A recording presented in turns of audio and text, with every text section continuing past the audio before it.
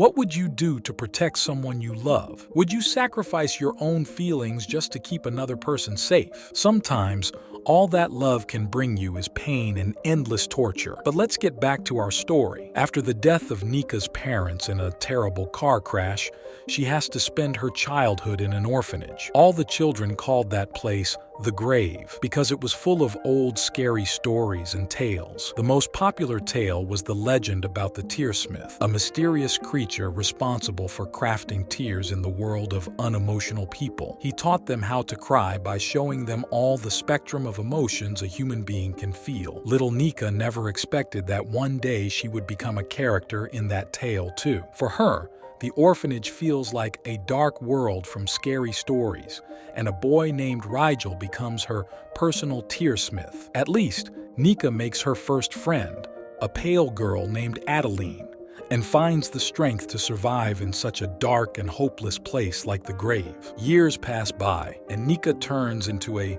17-year-old beautiful young woman. She finally gets adopted and has a chance to leave the orphanage for good. Nica bids goodbye to Adeline and prepares to start her new life with Anna and Norman, who look like very nice people. But there is only one problem. Nica's foster parents want to adopt one more child, and they choose Rigel, a talented and popular boy and Nica's tearsmith. Together, they move into their new home and pretend that they get along pretty well. But when Nica wants to talk to him and forget their conflicts, Rigel tells her to stay away from him. He clearly has some secrets nobody should know about, and his attitude towards Nica remains a mystery. During dinner, Nica and Rigel talk to their adoptive parents when Rigel suddenly touches her under the table. Confused, Nica runs to the bathroom, but Rigel follows and teases her. Nica gets scared that if their foster parents reveal the truth about her and Rigel, they will just return them to the orphanage, and Nica can't let this happen. At night,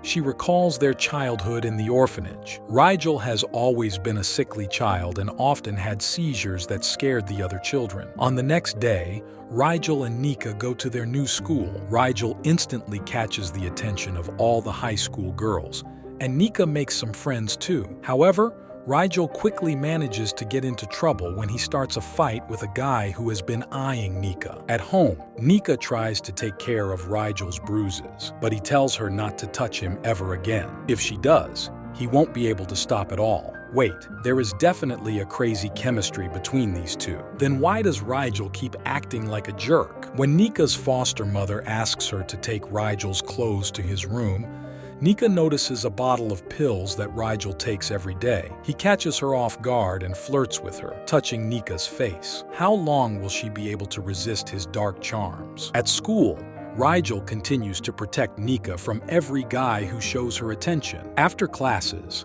Anna takes Nica and Rigel shopping to buy them some new clothes. Nica tries to hide from Rigel, but he uses any opportunity to invade her personal space. Suddenly, when Anna brings a belt for Nica, the girl has a panic attack. The belt reminds Nica of her unhappy childhood at grave. Their headmistress Margaret was a violent woman who humiliated and tortured the poor children, using their biggest fears against them. After Nica recovers, she goes to school, where everyone is excited about the special event. Everyone can send their crush an anonymous rose of a certain color. Each color has its own meaning and represents different feelings. Nica receives a black rose, which is a symbol of dangerous obsession and love torture. She believes that Rigel sent it to her and confronts him about it. In response, Rigel throws Nica on his bed and wants to kiss her, but gets interrupted by Anna. Nica's classmate, Lionel, comes to their house and invites Nica to have some ice cream together. They have a pretty good time eating ice cream and talking about their lives. Meanwhile, Rigel takes more pills to calm his nerves. After he sees Nica with another guy, he has another seizure. Nica tries to help him, but Rigel only yells at her and leaves. Later, Nica discovers that Lionel was brutally beaten up by Rigel. When Rigel shows up at home, looking even worse than Lionel, Nica asks him why he did it. Rigel calls Nica his own tearsmith and loses consciousness in her arms. Anna and Norman are stuck in car traffic because of the awful weather, So Nica and Rigel are home alone. Rigel has a fever, so Nica takes care of him. She can't take her hands off his amazing body. As Rigel wakes up, he holds her tight and begs Nica to stay with him. She succumbs to her feelings completely and stays in bed with Rigel. He starts kissing and caressing her body, and Nica allows him to continue. It turns out that Rigel has always loved Nica. Since her first day in the orphanage, he did everything to protect her. He even stole Nica's necklace, the only thing from her old life,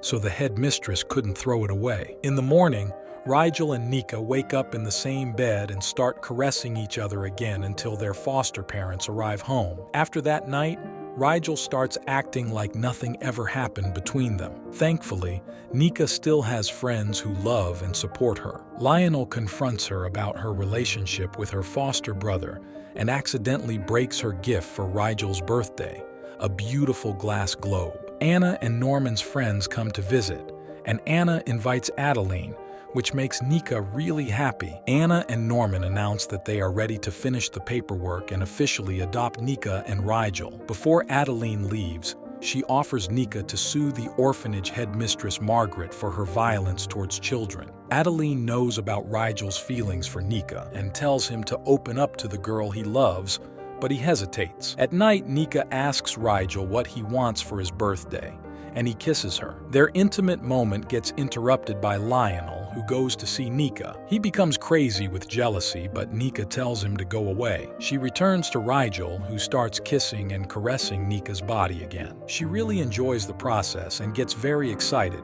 but all of a sudden Rigel pulls back and rejects her, telling her to go back to her room. He thinks that they are both broken, but Nica still hopes that they deserve to live a normal life and be happy. A few days later, Nica attends school dances with her friends and reconciles with Lionel. Meanwhile, Rigel makes the hardest decision of his life. Lionel takes Nica to an empty classroom and starts sexually harassing her. She begs him to stop, but he doesn't listen until Rigel bursts into the room and saves her. He attacks Lionel and fights him. After Lionel runs away, Nica and Rigel admit that they have romantic feelings for each other and kiss. For the first time, they are not afraid of anything anymore. They slowly take their clothes off, kissing and caressing each other's bodies. After they make sweet and gentle love, they want to go back home, but Lionel confronts them once again. He tries to hit them with his car, so Rigel and Nica jump from the bridge right into the water. Nica wakes up in the hospital and learns that Rigel is in a coma. Her foster parents also tell her that Rigel refused the adoption before the school dances. He also left her necklace in her room,